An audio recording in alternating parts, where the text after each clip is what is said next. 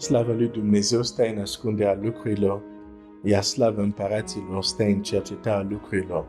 Proverbele 25, versetul 2. Dumnezeu să te binecuvinteze. Am ajuns la sfârșitul acestei săptămâni. Îi mulțumesc lui Dumnezeu că mi-a dat putere și mi-a dat câteva gânduri să împărtășesc cu tine. Îi mulțumesc lui și mă rog mai departe El să-mi dea putere. Père, je te remercie pour la semaine qui est passée parce que tu m'as fortifié, tu m'as aidé. Et merci pour les jours qui viennent parce que toi, mon sauveur et mon rédempteur, tu es vivant et tu te lèveras le dernier sur la terre. Que ton nom soit loué, soit glorifié au nom de Jésus. Dumnezeu să te binecuvinteze. Scuze dacă am vorbit în franceză, nu e pentru că vreau să vorbesc franceză, dar când sunt cum să spun, uneori sunt într-o stare unde ca să mă rog direct în franceză, parcă să mă rog într-o altă limbă îmi cere un surplus așa de energie care uneori nu am și atunci direct mă rog în franceză. Dacă nu mă crezi, hai să încerci un exercițiu. Încearcă să te rogi în limba congoleză și apoi mai vorbim. Ok. Deci, o soră m-a sunat și mulțumesc, Dumnezeu să o binecuvinteze, și mi-a zis, ieri de fapt, era vorba de proteina de ieri, zice, nu mi-ai dat bonusul. Deci deja la început îți spun, vei avea un bonus, Dumnezeu să te binecuvinteze și pe cei care o să vă bucurați de bonus, sper să vă fie de folos. În această săptămână am vorbit despre nivele. Există mai mult nivel, există mai multe case. Poți să treci de la o casă la alta. Poți să treci de la casa femeilor, de la casa împăratului. Suntem în cartea Esterei. Și deși credeam că această săptămână aveam să-ți vorbesc despre ce vedem în Scriptură, cum cineva trece de la o casă la alta, mai mult văd că ți-am vorbit de ce este important să treci la un alt nivel. Deci tot ce ți-am împărtășit în această săptămână, sper, cel puțin pe mine, m-a motivat mai mult să-mi doresc să trec la un alt nivel. Și totuși, tot ce ți-am spus în această săptămână, ți este de folos pentru a realiza că sunt nivele. Sunt mai multe case. Ți este de folos pentru să ai dorință să treci la un alt nivel. Dar nu ți este de ajuns chiar să treci la alt nivel. Pentru că este un lucru să afli de ce, că există mai multe niveluri, de ce este benefic să treci la alt nivel, e un lucru să afli despre asta. E cu totul altceva să afli exact cum se trece de la un nivel la altul.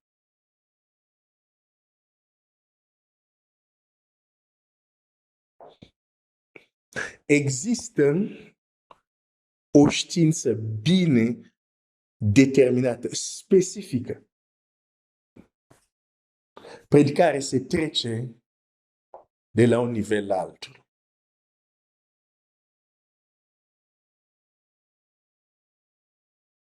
Și săptămâna viitoare, cu ajutorul lui Dumnezeu, aș vrea să ajungem acolo, să vorbim efectiv cum se trece de la un nivel la altul.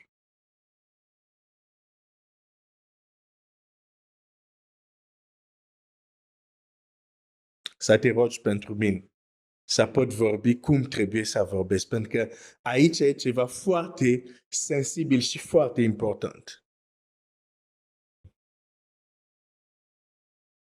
Uneori cel rău să te lase să asculte anumite lucruri.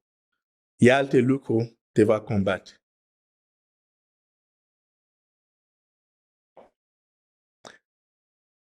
Dacă există un lucru care întunericul combate cu toată energia, este acesta. Să treci la un alt nivel. De aceea, de fiecare dată când vei porni pe un drum, care ei știu că la sfârșitul acestui drum există o trecere la un alt nivel, se vor opune. Pentru că odată ce ai trecut la un alt nivel, nu mai au ce să fac. Din moment ce ai trecut la o altă casă, automat, anumite lucruri care nu ți erau supuse, trebuie să-ți devină supuse. Anumite lucruri unde nu aveai autoritate peste, acum ai autoritate peste, pentru că ai trecut la alt nivel și n-au cum să schimbi asta. Și atunci se vor lupta să nu treci la alt nivel. Poate chiar să-ți dorești să treci la alt nivel, dar să nu ajungi să faci efectiv ce trebuie ca să treci la alt nivel.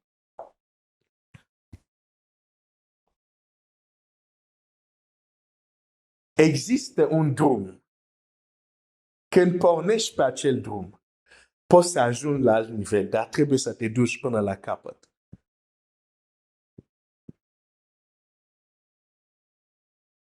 Pentru a ilustra lucruri despre care vorbesc, pot să vorbesc de doi oameni.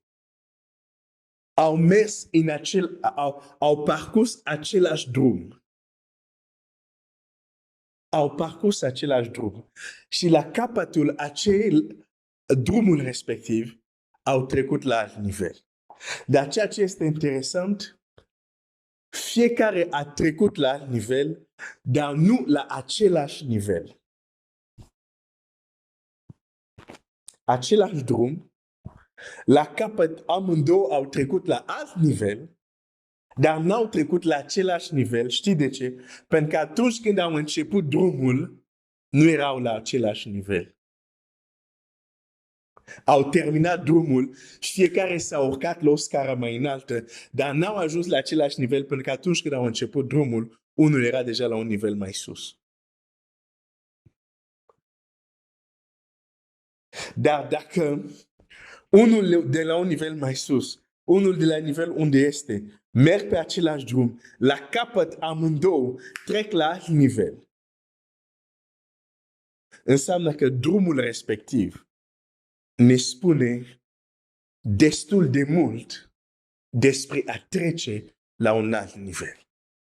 Hai să citesc un text bine cunoscut.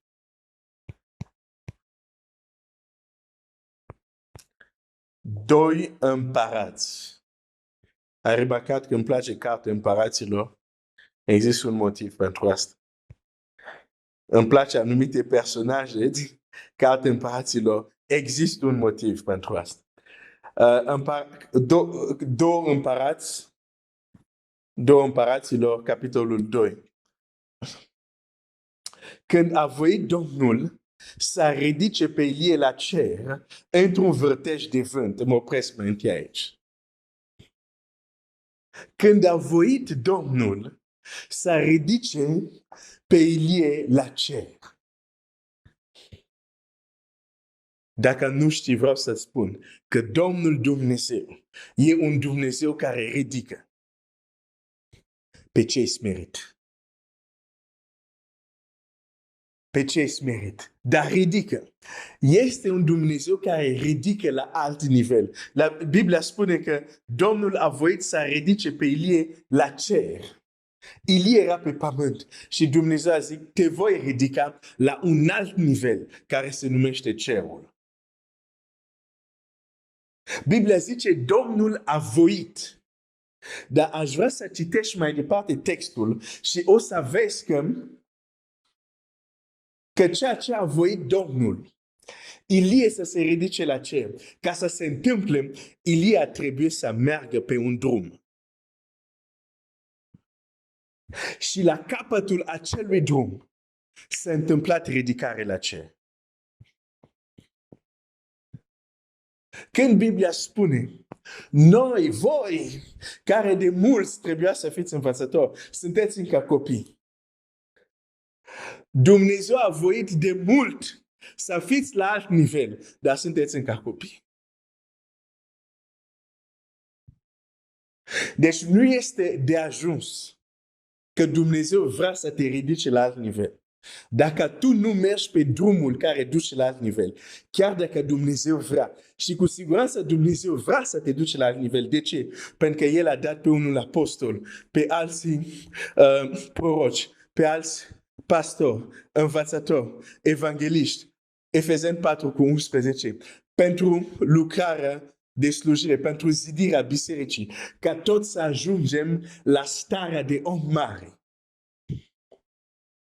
Deci nu există discuție. Dumnezeu vrea să te ridice la alt nivel. Pentru că între nivelul unde ești tu și nivelul unde sunt eu și statura a lui Hristos, îți garantez, sunt mai multe scări totuși de mers. Deci este clar că trebuie avem mai multe nivele de urcat. Și este clar că Dumnezeu vrea, de aceea a dat darurile bisericii, ca să ajungem la nivelul staturii. Deci nu se pune problema dacă Dumnezeu vrea sau nu. Vrea să ne ridice la alt nivel. Dar experiența ne arată clar. Nu pentru că vrea să întâmple neapărat, pentru că avem partea noastră.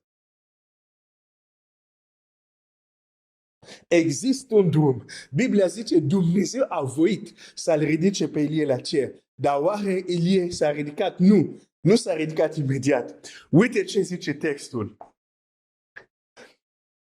Ilie pleca din Gilgal cu Elisei. Ilie a zis lui Elisei, rămâi aici, te rog, căci Domnul mă trimite până la Betel. Elisei a răspuns, viu este Domnul și viu este sufletul tău, nu te voi părăsi. Și s-au coborât la Betel. Fii prorocilor care erau la Betel au ieșit la Elisei și au zis, știi că Domnul răpește astăzi pe stăpânul tău deasupra capului tău? Și el a răspuns, știu și eu, dar taceți. Ilie i-a zis, Elisei, rămâi aici, te rog, căci Domnul mă trimite la Ierihon. El a răspuns, viu este Domnul și viu este sufletul tău, ca nu te voi părăsi. Și au ajuns la Ierihon. Fii prorocilor care erau la Ierihon s-au apropiat de Elisei și au zis, știi că Domnul răpește azi pe stăpânului tău deasupra capului tău? Și el a răspuns, știu și eu, dar taceți. Ilie i-a zis, rămâi aici, te rog, căci Domnul mă trimite la Iordan. El a răspuns, viu este Domnul și viu este sufletul tău, că nu te voi părăsi. Și amândoi și-au văzut de drum.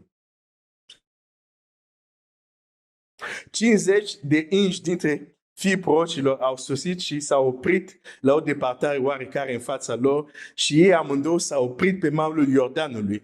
Atunci Ilie și-a luat mântaua, a făcut-o sul și a lovit cu ea apele care s-au despărțit dintr-o parte și în alta și au trecut amândouă pe uscat.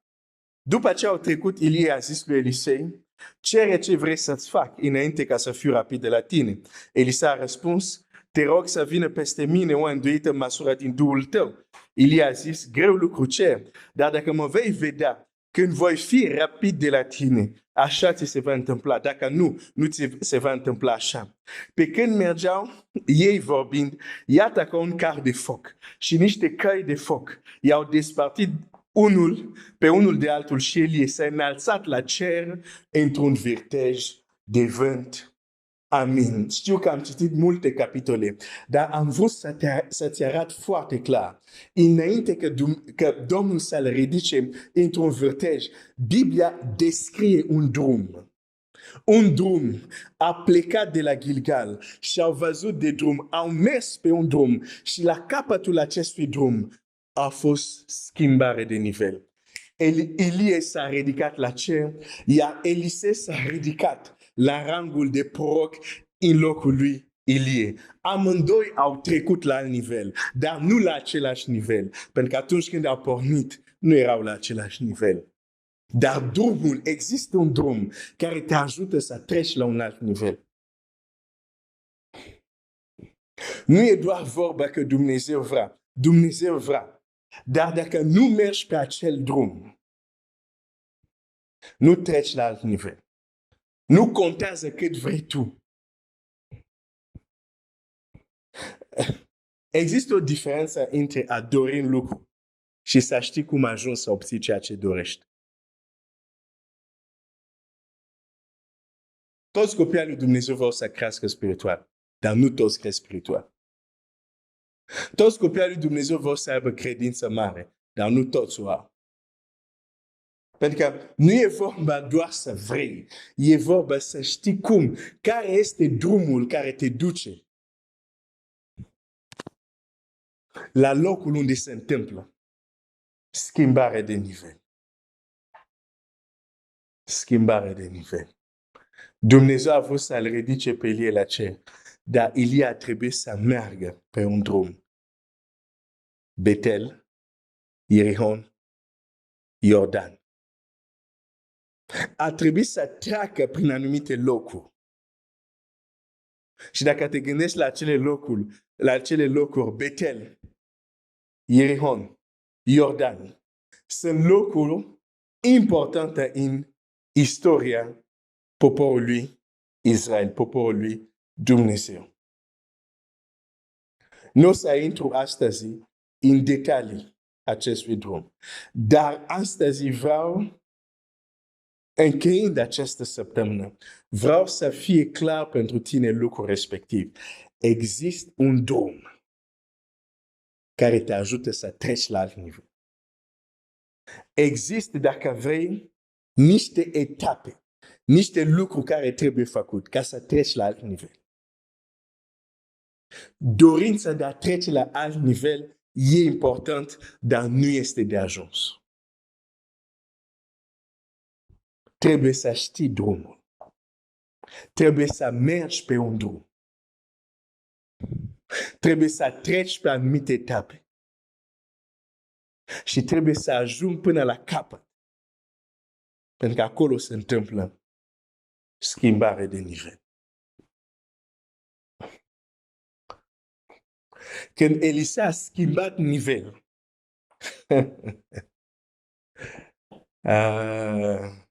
când a schimbat nivelul lui, când a ajuns la capăt acestui drum, când a schimbat nivelul lui, a început să facă ceea ce în mod normal nu facea. Lucrurile care el se uita la stăpânul lui cum le facea și el era uimit că Ilie le facea. Acum când el a schimbat, când a trecut la un alt nivel, nu mai este un spectator să vadă cum Ilie face lucruri extraordinare, să vadă cum Ilie desparte Iordan în două. Nu! Când trece la un alt nivel, ia mantaua lui Ilie și face exact ce facea Ilie. Dar a trebuit să treacă la un alt nivel. Nu este prima dată când el este cu Ilie. Cu câțiva timp în urmă, Ilie aruncă mantaua asupra lui și el devine ucenicul lui Ilie.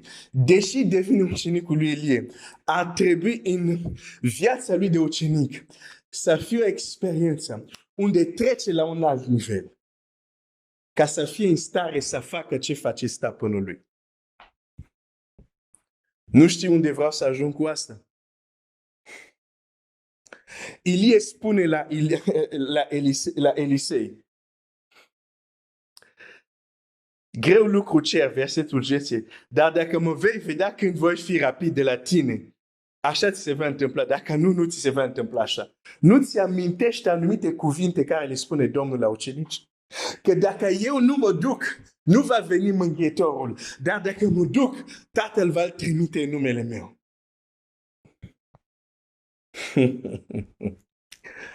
Seigneur, Seigneur, Seigneur.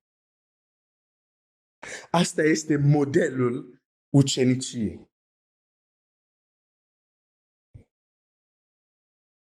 Modelul uceniciei. Dar ce vreau să ajung? Deci, ucenicia între Ilie și Elisei ne trimite la ucenicie între Domnul Iisus și ucenicii lui. Și ca Elisei să înceapă să facă ce facea stăpânul lui, a trebuit să treacă la un alt nivel.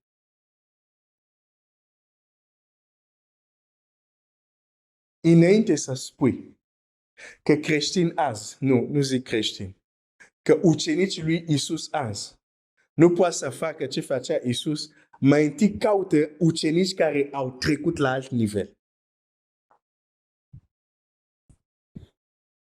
Elisei era ucenicul lui Ilie de ceva timp. Totuși nu putea să facă ce facea Ilie. Până într-o zi a trecut la alt nivel. Și Biblia spune așa.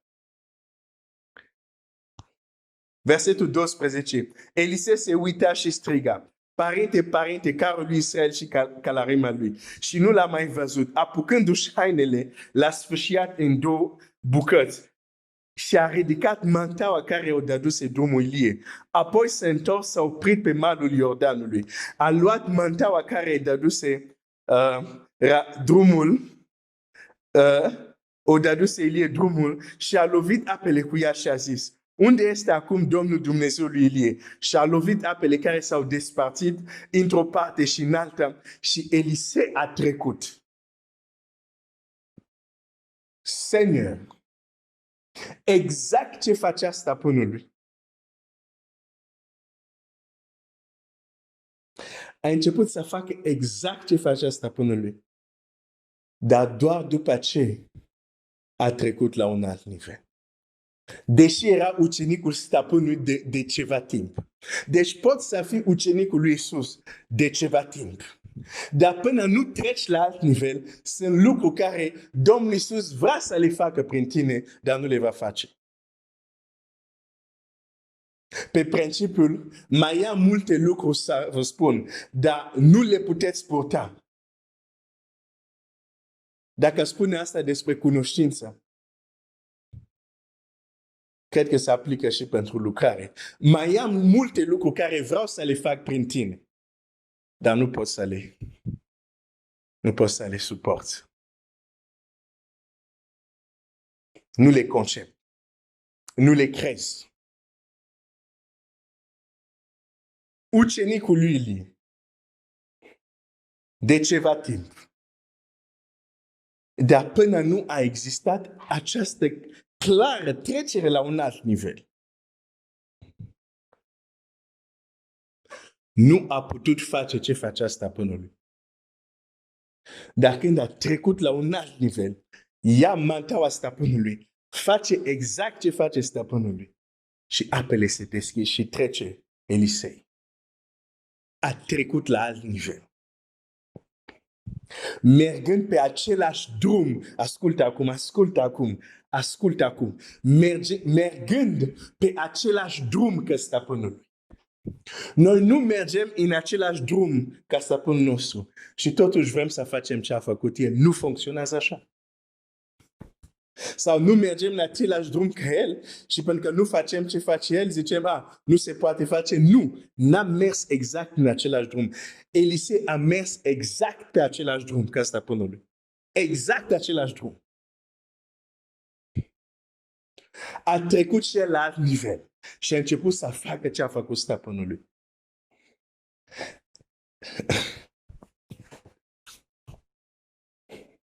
Ce Dumnezeu poate să facă prin tine? Nu lăsa altcineva să-ți spună ce nu poți să faci. Nu lăsa altcineva să spună tu nu poți să faci asta. Nu lăsa cineva să-ți spună. David nu a lăsat să se spună ești copil, n-ai cum să te lupți cu Goliat. Nu lăsa cineva să spună că asta nu se poate. Nu.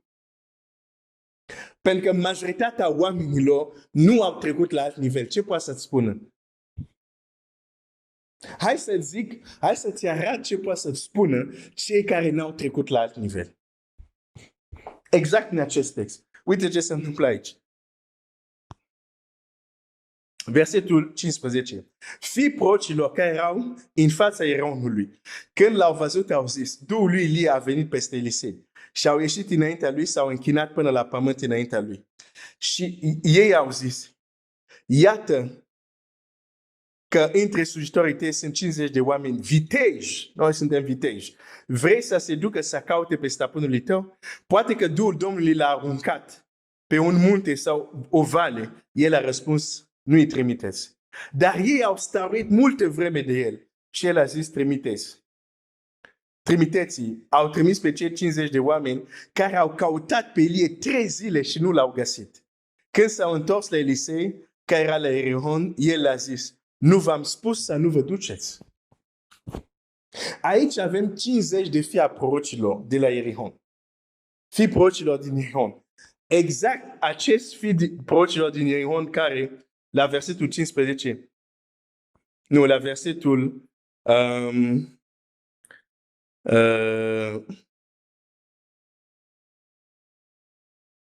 ok. Versetul 5. Fii prorocilor care erau la Ierihon s-au apropiat de Elisei și au zis, știi că Domnul rapește azi pe stăpânul tău deasupra capului tău? Apropo, repet foarte mult cuvântul rapire. Rapire este aproape, foarte, foarte aproape. N-am timp acum să vorbesc despre asta, dar este foarte aproape. Dar revin. Acest fii, ei vin și au primit cuvântul lui Dumnezeu. Pentru că ei au primit același descoperire ca fii prorocilor de la Betel, fii prorocilor de la Ierihon și apoi fii prorocilor de la Iordan. Ok, fii prorocilor în general știau ce o să se întâmple. De fapt, asta vreau să zic. Am citit Ierihon, dar vreau să vorbesc de cei care erau la Iordan. Dar oricum toți știau ce o să se întâmple.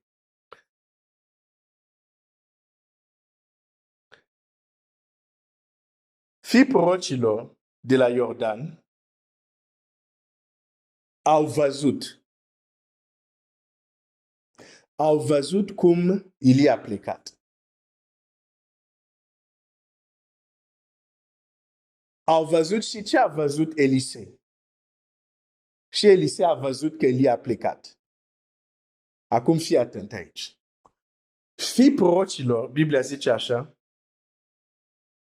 50 de inși, versetul 7, dintre fii prorocilor au sosit și s-au oprit la o departare oarecare în fața lor și ei amândouă s-au oprit pe malul Iordanului.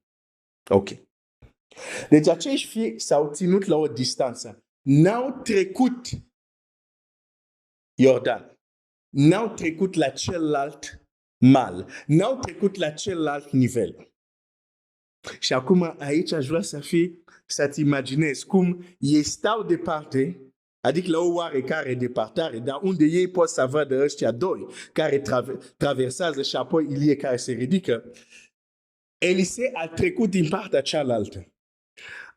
Și ambele grup se uită la același eveniment. Ilie este rapid. Au văzut același lucru, dar n-au același teologie. Repet din nou. Au văzut exact același lucru. Ilie care este rapid la cer, dar nu au același teologie. Deși sunt tot proroci din Israel. De ce? Pentru că unul a trecut la celălalt nivel. Ei au rămas la un anumit nivel. La nivel unde au rămas ei, au zis nu. Deși ochii noștri au văzut, n-are cum omul ăsta să plece doar așa. Trebuie să fi fost aruncat undeva. Și Elisei le zice, nu mergeți să-l căutați, nu să-l găsiți. Au insistat, pentru că erau convins. Deși erau greșit. A fi convins nu înseamnă că ai neapărat dreptate. Poți să fii foarte convins într-o greșeală. La un moment dat, Elisei zice, ok, mergeți. 3 zile l-au căutat, nu l-au găsit. Și Elisei zice, da, v-am zis. Dar Elisei la alt nivel avea o altă teologie. Teologia lui, dacă Dumnezeu l-a rapid, nu o să-l găsiți. Și îți spuneam, majoritatea oamenilor n-au trecut la celălalt nivel. Și atunci n-au cum să-ți spună, David, poți să-l învingi pe Goliat. Tot ce o să auzi de la oamenii, ești prea mic, n-ai cum. Pentru că n-au trecut la un alt nivel. La nivelul lor nu este posibil ce vrei să faci. Deci vei auzi doar cuvinte care îți spun nu se poate. De aceea ziceam, nu lăsa cineva să-ți spună ce nu poți. Nu. Uite-te la Dumnezeu și la cuvântul lui și uite-te, găsește acolo ce zice Dumnezeu că poate face prin tine. Și apoi tu să spui, Doamne, dacă trebuie să trec la alt nivel, trec la alt nivel, dar cred că poți să faci asta prin mine. Alt nivel. Alt nivel. Alt nivel. Cred că sora care mi-a zis că nu am dat bonus este încurajată, că am dat bonus din plin astăzi. O să mă opresc aici. Cred că am zis deja foarte multe. Mă opresc aici. Dumnezeu să te binecuvinteze. Roagă-te pentru mine, roagă-te pentru săptămâna viitoare, când începem să vorbim de efectiv lucrurile care ne fac să trecem la un alt nivel. Dumnezeu să te binecuvinteze.